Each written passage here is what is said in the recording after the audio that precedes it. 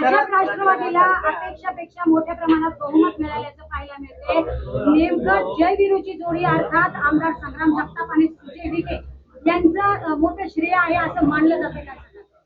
जयवीरूने गब्बर हद्दपार केला याचा आम्हाला आनंद आहे आणि विषय हा अपेक्षापेक्षा जास्त तुम्ही म्हटलात।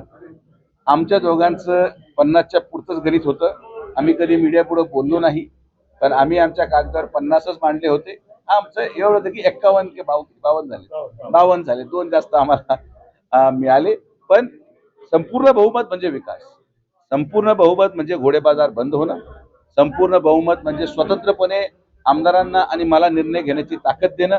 आणि आता जेव्हा कधी सुनामी येते ना, तर सुनामीमध्ये आज हे कोणी म्हणू शकत नाही की मी स्वतःमुळे निवडून आलो। आज जेवढे नगरसेवक निवडून आलेत हे कार्यकर्त्यांच्या कष्टामुळे निवडून आलेत।